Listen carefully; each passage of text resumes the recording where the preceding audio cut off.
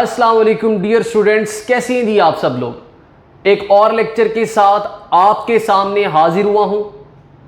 आज का जो लेक्चर हम डिस्कस करने लगे हैं वो है जी टॉर्क। कि टॉर्क है क्या।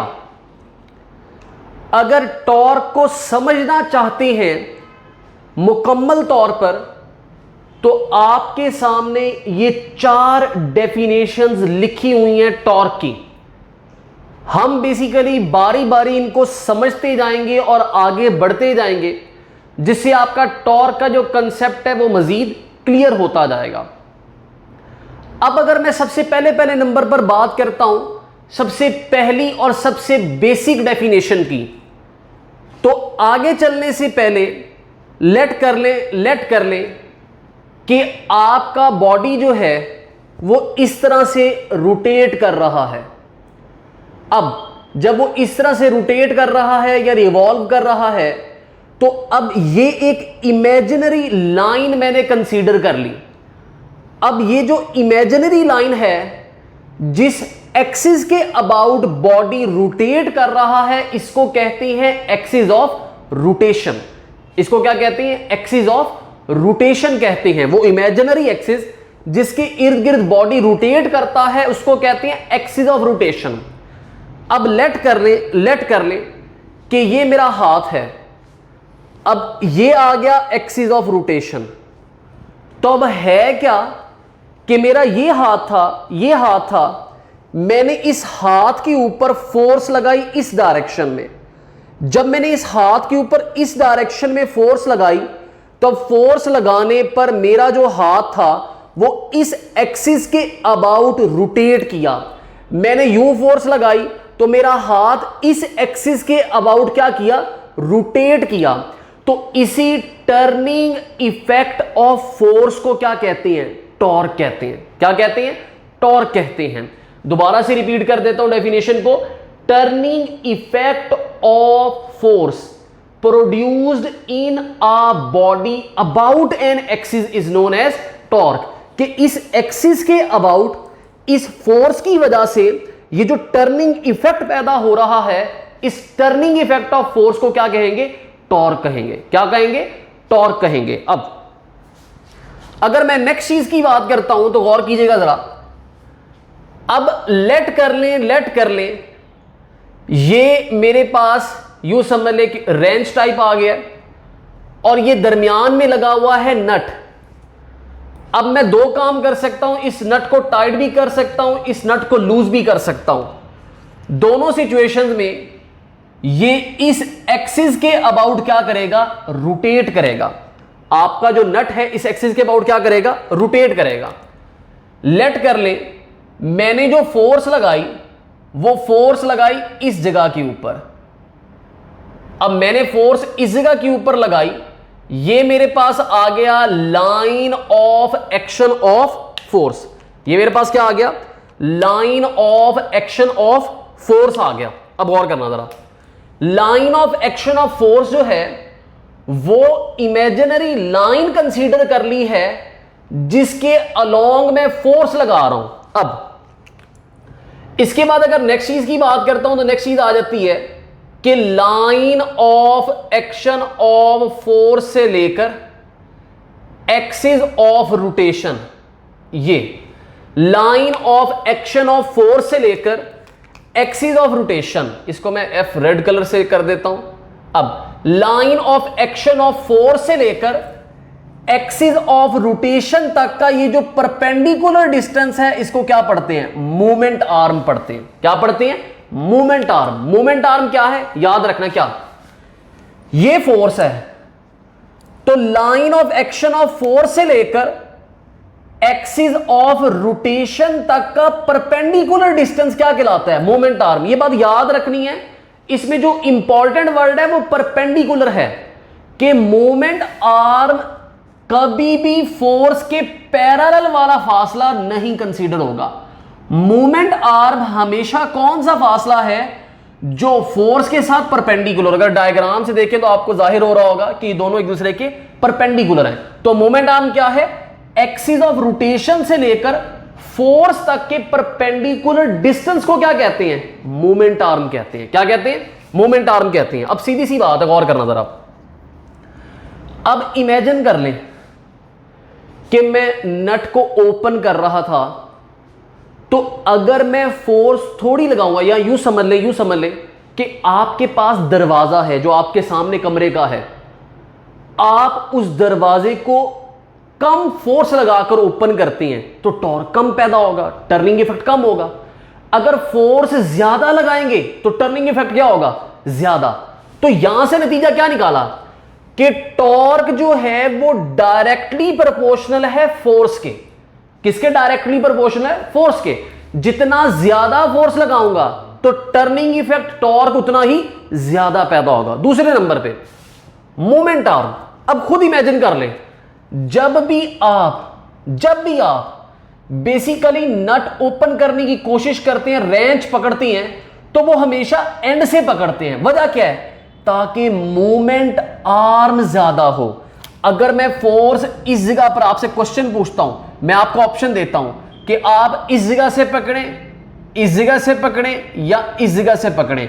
ये 4 ऑप्शन है आपके पास।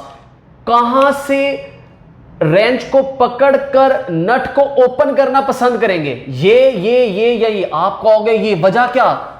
मूवमेंट आर्म जितना ज्यादा होगा तो फोर्स का रिक्वायरमेंट कम हो जाएगा।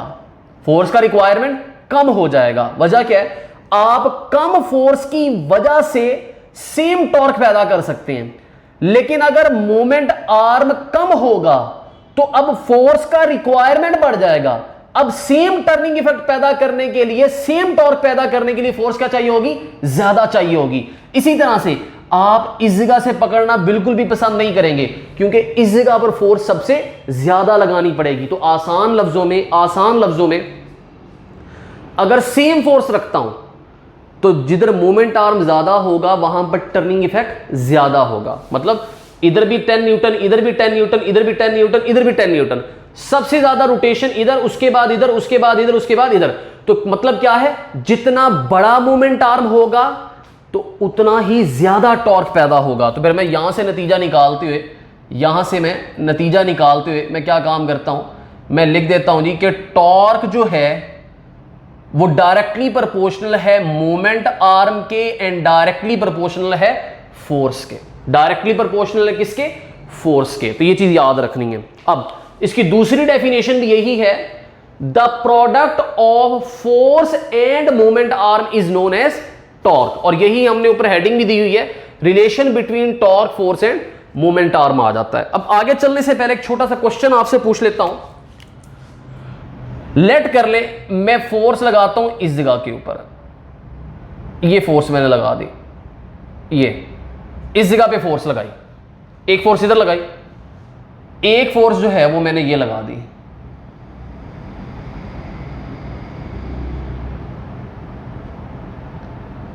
ये मेरे पास आ गई एक फोर्स, और एक फोर्स जो है वो मेरे पास आ गई है। अब इसको मैं 1 का नाम दे देता हूं, इसको मैं 2 का नाम दे देता हूं, इसको मैं 3 का नाम दे देता हूं। अब मेरा आपसे क्वेश्चन क्या है? मेरा क्वेश्चन ये है कि इनमें से कौन से वाला टॉर्क ज्यादा पैदा करेगा? पहला क्वेश्चन, पहला ऑप्शन है 1 ज्यादा पैदा करेगा, 2 ज्यादा पैदा करेगा, 3 ज्यादा पैदा करेगा, या डेल्टा। None of these.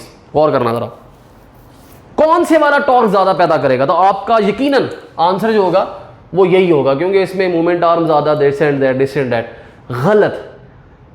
इन सब का टॉर्क क्या होगा? 0 के बराबर होगा। कैसे? खुद यार सोच लो यार।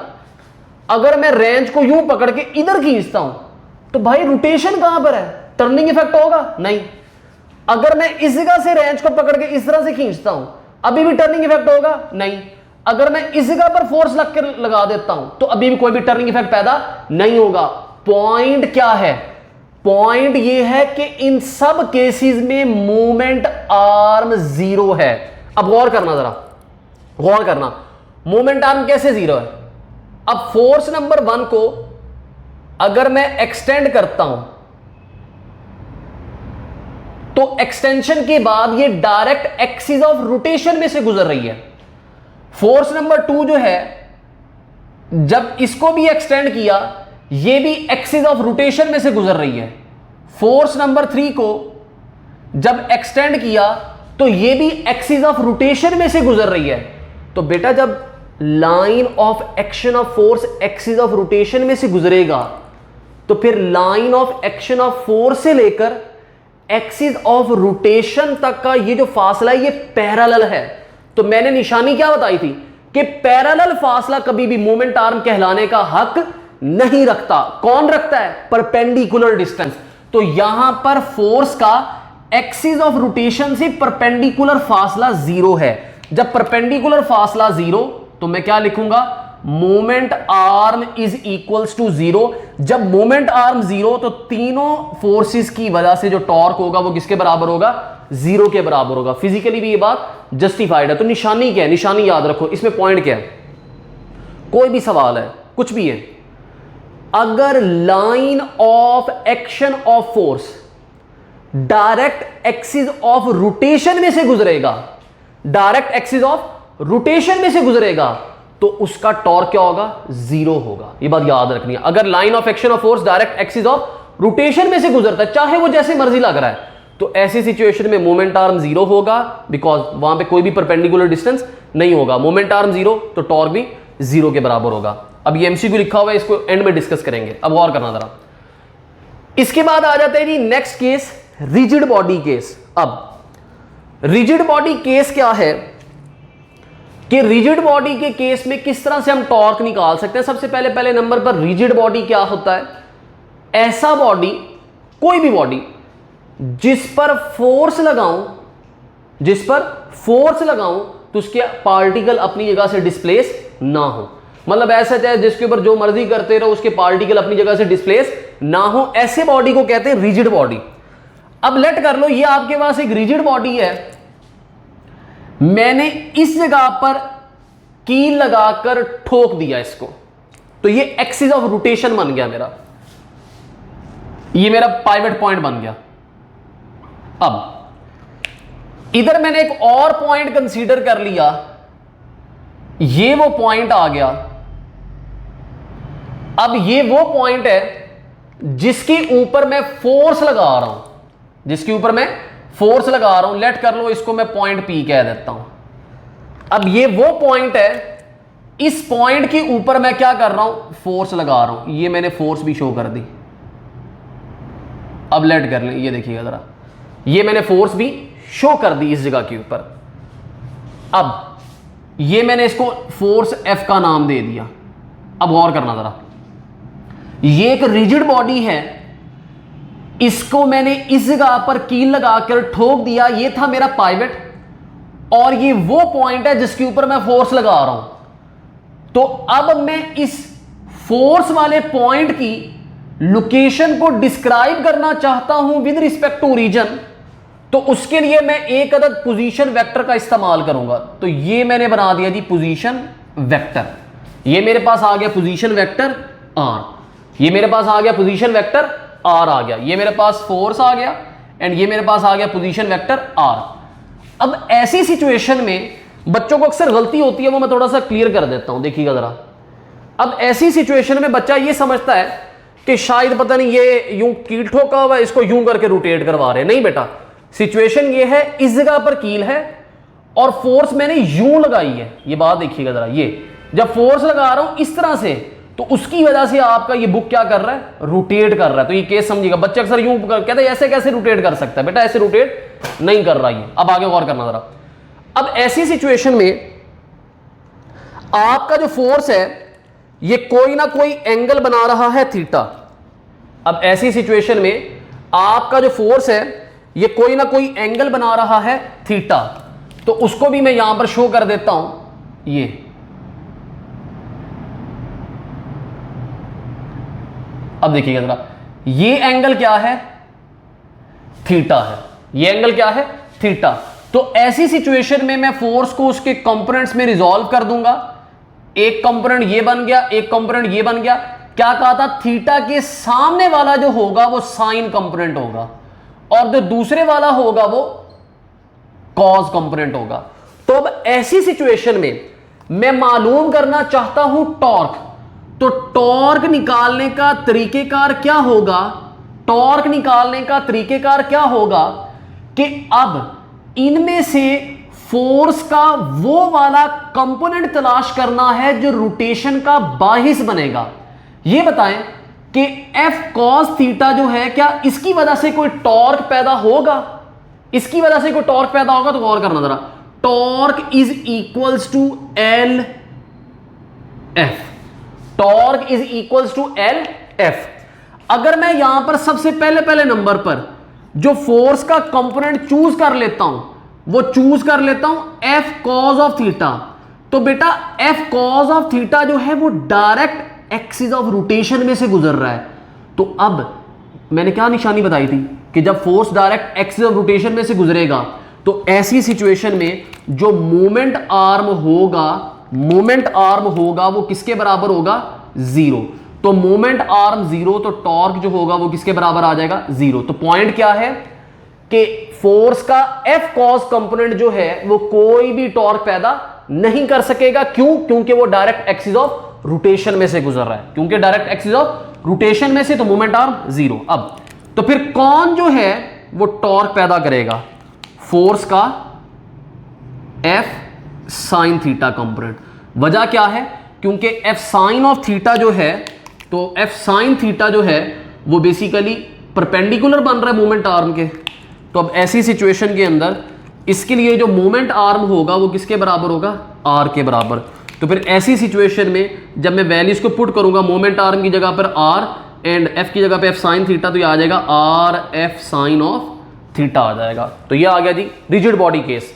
अब दूसरा केस, अब सिचुएशन वही है, सिचुएशन डिफरेंट नहीं है कि ये पॉइंट है जिसके ऊपर मैंने कील ठोका, ये पाइवट पॉइंट बन गया। अब ये वो पॉइंट है जिसके ऊपर फोर्स लग रहा है, और लेट कर ले फोर्स इस डायरेक्शन में लग रहा है, मतलब केस वही है, बस मैं उसको दोबारा से बना रहा हूं। केस वही है, ये आ गया जी फोर्स F। अब इसका पोजीशन वेक्टर बनाता हूं विद रिस्पेक्ट टू ओरिजिन, तो वो पोजीशन वेक्टर ये बन गया हमारे पास, ये आ गया जी R। अब ये बन रहा था एंगल थीटा। अब इसमें क्या करना है? इधर था मैंने फोर्स को कंपोनेंट में रिजॉल्व कर लिया, लेकिन लाजमी तो नहीं है कि फोर्स को कंपोनेंट में रिजॉल्व करूं। दोबारा बोल रहा हूं, केस ये और ये सेम है, बस फर्क क्या है? इधर मैंने फोर्स को कंपोनेंट में रिजॉल्व करके फोर्स डिसाइड की, जबकि इस केस के अंदर अब मैं पोजीशन वेक्टर R को उसके कंपोनेंट्स में क्या कर दूंगा? रिजॉल्व कर दूंगा।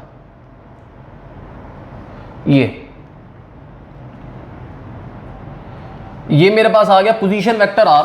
अब ये जो एंगल है, अगर ये थीटा है तो ये भी क्या आ जाएगा? थीटा के बराबर आ जाएगा। तो अब ऐसी सिचुएशन के अंदर अगर बात करता हूं हमारे पास, तो गौर करना जरा, थीटा के जो सामने वाला कंपोनेंट होगा, थीटा का जो सामने वाला कंपोनेंट होगा वो कौन सा कंपोनेंट आ जाएगा हमारे पास? थीटा के सामने वाला आ जाएगा R sin ऑफ थीटा, और ये जो दूसरे वाला कंपोनेंट होगा ये R cos ऑफ थीटा। तो अब खुद बताएं, अब डिसाइड ये करना है कि इनमें से मोमेंट आर्म कहलाने का हक कौन रखता है। क्या R cos theta moment arm कहलाने का हक रखता है? नहीं। वजह, क्योंकि मोमेंट आर्म फोर्स के परपेंडिकुलर होगा, जबकि R cos थीटा फोर्स के क्या है? पैरेलल। तो फिर परपेंडिकुलर कंपोनेंट कौन सा? अगर इसको उठा के इस जगह पे शो कर दूं तो ये हमारे पास क्या आ जाएगा? Perpendicular component. तो इसका मतलब क्या हो गया कि R sin थीटा जो है वो क्या होगा? मोमेंट आर्म होगा। तो ऐसी सिचुएशन में torque is equals to L F, तो torque is equals to R sin of theta, R sin of theta into F, या फिर ये आ जाएगा हमारे पास टॉर्क इज इक्वल्स टू, ये चीज बन जाएगी हमारे पास R F sin of theta. अब अगर आपको याद हो तो मैंने आपको एग्जांपल लिखवाई थी कि बेसिकली हमारे पास टॉर्क जो है वो क्रॉस प्रोडक्ट की एग्जांपल है। तो अगर मैं इसको वेक्टर फॉर्म में लिखूं तो वेक्टर फॉर्म में कैसे लिखूंगा? Torque is equals to R F sin of theta और साथ में n यूनिट वेक्टर, और अगर मैं क्रॉस प्रोडक्ट को बंद कर दूं तो ये मेरे पास आ जाएगा R क्रॉस F के बराबर, R क्रॉस F के बराबर आ जाएगा। एक मिनट जी, मार्कर गलत वाला निकल आया। ओके जी, और मार्कर भी हैं। अब देखिएगा ज़रा, तो ये हमारे पास आ जाएगा जी torque is equals to R cross F के बराबर आ जाएगा। अब तो ये हमारे पास तीसरी डेफिनेशन आ गई, क्या? The cross product of position vector R and force is known as torque, is known as torque आ गया हमारे पास। अब अगर इसके बाद नेक्स्ट चीज की बात करता हूं, तो नेक्स्ट चीज हमारे पास आ जाती है जी डायरेक्शन ऑफ टॉर्क। तो गौर करना, जरा गौर के साथ बात समझिएगा। लेट कर लें ये हमारे पास R है और ये हमारे पास F है। ये बेसिकली मैंने दोनों को कॉमन ओरिजिन पे इकट्ठा किया हुआ है। जाहिर सी बात है, जब क्रॉस प्रोडक्ट में डायरेक्शन देखी थी तो दोनों वेक्टर्स को कॉमन ओरिजिन पे होगा क्या, ये R है और ये F है, ये R है ये F है, तो इसकी वजह से रोटेशन यूं पैदा होगा। तो मैंने दोनों को कॉमन ओरिजिन के ऊपर इकट्ठा कर दिया। अब ये R ये F, जिस प्लेन में ये दोनों मौजूद होंगे उसको कहेंगे प्लेन ऑफ रोटेशन, क्योंकि इसी प्लेन के अंदर आपका बॉडी क्या कर रहा होगा, रोटेट कर रहा होगा। तो गौर करना जरा। अब डायरेक्शन बताने का तरीकेकार क्या था, आर की डायरेक्शन में, मतलब पहले वेक्टर की डायरेक्शन में उंगलियों को रखूंगा, आर की डायरेक्शन में उंगलियों को रखूंगा, through the smallest possible angle अपनी उंगलियों को एफ की तरफ क्या करवाऊंगा, रोटेट। तो अंगूठा किसकी डायरेक्शन बताएगा, टॉर्क की। किसकी डायरेक्शन बताएगा, टॉर्क की। दोबारा रिपीट कर रहा हूं कि आर की डायरेक्शन में उंगलियों को रखना है, एफ की डायरेक्शन में through the shortest possible angle उंगलियों को रोटेट करवाना है। अंगूठा किसकी डायरेक्शन बताएगा, टॉर्क की। तो ये होगी क्या, गौर करना। अब आपका बॉडी इस प्लेन में रोटेट कर रहा है, ये आ गया एक्सिस ऑफ रोटेशन, ये आ गया axis of rotation. The direction of torque is along the axis of rotation, along the axis of rotation. अगली बात, the direction of torque is perpendicular to plane of rotation. अब ये plane of rotation है, तो torque इसके क्या है, perpendicular है। टॉर्क इसके क्या है, परपेंडिकुलर है इस प्लेन ऑफ रोटेशन के। अब देखना जरा, perpendicular to the plane of rotation. अब आगे, अब perpendicular to R and perpendicular to F, ये आर ये एफ, तो डायरेक्शन ऑफ टॉर्क जो होगा वो परपेंडिकुलर होगा आर के एंड एफ के। तो ये तीनों की तीनों स्टेटमेंट्स डायरेक्शन के हवाले से दुरुस्त हैं। तो अगर एमसीक्यू पूछ लेता है तो आपने ऑल ऑफ दीज को टिक करना है कि direction of torque is along the axis of rotation, perpendicular to the plane of rotation, perpendicular to R and F. And last definition इसकी क्या है, such a physical quantity, sorry an खा गया हूं मैं, अब और कीजिएगा, इसमें क्वांटिटी लिख दिया है मैंने। बच्चों को ना वैसे ऐसे होता है अक्सर कि बच्चे सोए पड़े होते हैं पूरे लेक्चर में, जहां पर हल्की सी गलती निकला है सोया हुआ बच्चा भी उठ के बैठ जाता है, भाईजान सर ये आपने गलती की हुई है तो इस वजह मैं ठीक कर देता हूं। गौर करना जरा, such a physical quantity that produces angular acceleration in a body. गौर करना,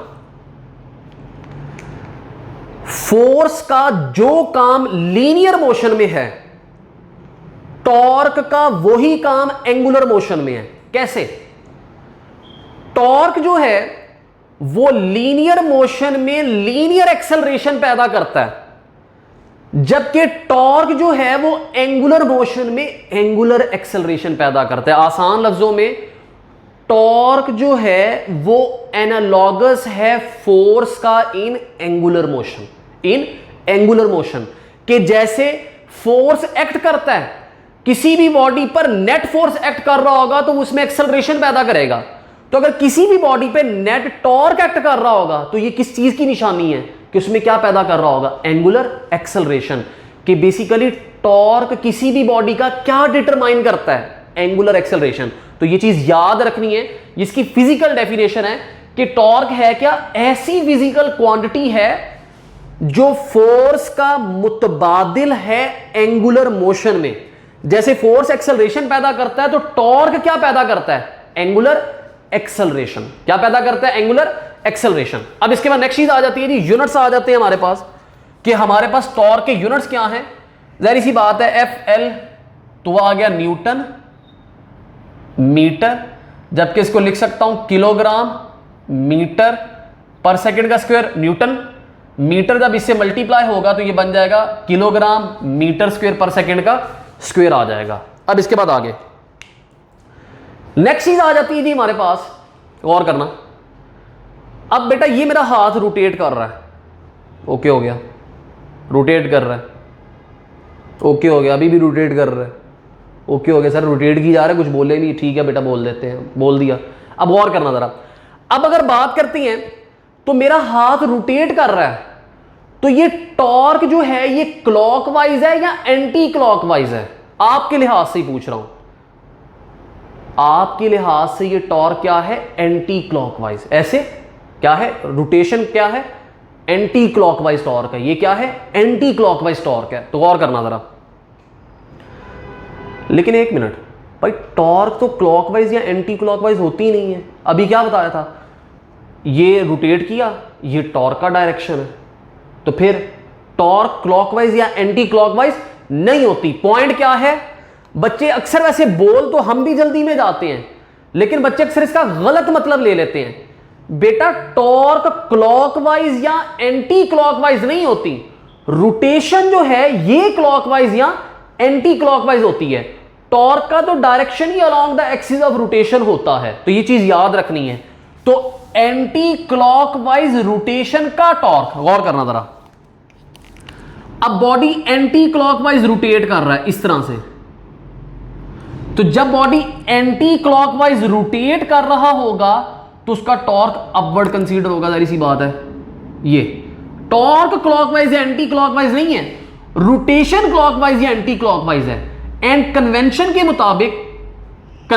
मुताबिक एंटी क्लॉकवाइज रोटेशन के टॉर्क को क्या कंसीडर करते हैं? पॉजिटिव। क्या कंसीडर करते हैं? पॉजिटिव। अब क्लॉकवाइज रोटेशन, अब क्लॉकवाइज रोटेशन ये है, ये हमारे पास आ गया जी क्लॉकवाइज रोटेशन। अब जब क्लॉकवाइज रोटेशन होगा तो उसका टॉर्क नीचे की तरफ होगा। तो कन्वेंशन के मुताबिक क्लॉकवाइज रोटेशन के टॉर्क को क्या कंसीडर करते हैं?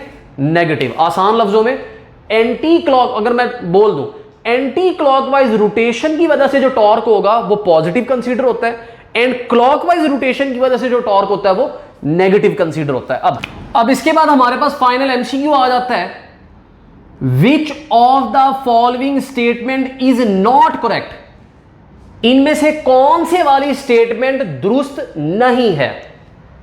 तो सबसे पहली स्टेटमेंट है counter clockwise torque is written as R cross F. R cross F. अब गौर करना जरा, ये मेरे पास आ गया आर एंड ये मेरे पास आ गया एफ। अब आर क्रॉस एफ करना है तो पहले वेक्टर की डायरेक्शन में रखूंगा उंगलियों को। पहला वेक्टर आर है तो ये आर की डायरेक्शन में उंगलियों को रखा, एफ की डायरेक्शन में उंगलियों को रोटेट कर दिया। तो अब ये जो रोटेशन है ये क्या है? काउंटर क्लॉकवाइज यानी कि एंटी क्लॉकवाइज। तो ये स्टेटमेंट बिल्कुल दुरुस्त है कि अगर मैं आर क्रॉस एफ करूंगा तो जो मेरा रोटेशन होगा वो कौन सा होगा? Counter clockwise. तो काउंटर क्लॉकवाइज रोटेशन की वजह से टॉर्क को क्या कह दिया? Counter clockwise torque is written as R cross F. तो ये स्टेटमेंट दुरुस्त है। अब हमें कौन सी स्टेटमेंट चाहिए? वो चाहिए गलत स्टेटमेंट। कि गलत स्टेटमेंट कौन सी है? अब गौर करना, clockwise torque is written as minus F cross R. अब माइनस एफ क्रॉस आर का मतलब क्या है? कि अब पहले आर पॉजिटिव एक्स एक्सिस, अब मैंने इसका डायरेक्शन रिवर्स कर दिया, ये मेरे पास आ गया माइनस आर। अब एफ पॉजिटिव वाई एक्सिस, तो अब इसको भी उलट करके लिख दिया, ये उलट दिया इसको, तो ये माइनस एफ बन गया। अब करना है माइनस एफ क्रॉस आर। तो गौर करना जरा, अब एफ की डायरेक्शन में उंगलियों को रखा, आर की डायरेक्शन में उंगलियों को रोटेट किया, आर की डायरेक्शन में उंगलियों को रोटेट किया, तो मेरे पास जो रोटेशन है वो इस तरह से मिल रहा है ना। देखिए जरा, ये एफ ये आर, ये एफ ये आर, ये एफ ये आर। तो अब ऐसी सिचुएशन में जो रोटेशन बन रहा है वो क्या बन रहा है? क्लॉकवाइज। तो ये स्टेटमेंट भी दुरुस्त है कि क्लॉकवाइज टॉर्क जो होगा उसको मैं माइनस एफ क्रॉस आर लिखूंगा। तो ये स्टेटमेंट भी दुरुस्त है। अब clockwise torque is written as R cross F, जो कि मैंने करके दिखाया। आर क्रॉस एफ जो है वो एंटी क्लॉकवाइज टॉर्क पैदा कर रहा है, वो क्लॉकवाइज टॉर्क पैदा नहीं कर रहा। तो ये स्टेटमेंट क्या है? गलत है। अब लास्ट स्टेटमेंट है clockwise torque is written as R cross F, sorry clockwise, again spelling mistake, clockwise torque is written as F cross R. अब अगर मैं एफ क्रॉस आर करता हूं, एफ क्रॉस आर, तो एफ क्रॉस आर जो है वो कौन सा टॉर्क पैदा कर रहा है? Clockwise rotation. क्या पैदा कर रहा है? Clockwise rotation. तो ये स्टेटमेंट भी दुरुस्त है। तो अब हमें कौन सी स्टेटमेंट चाहिए थी? गलत स्टेटमेंट। तो वो गलत स्टेटमेंट कौन सी है? Option number Charlie, option number Charlie. तो ये हमारा जवाब आ गया जी। अब ये तो था जी हमारे पास आज का लेक्चर। किसी भी किस्म का कोई क्वेश्चन हो तो आप पूछ सकते हैं। थैंक यू जी, अस्सलाम वालेकुम।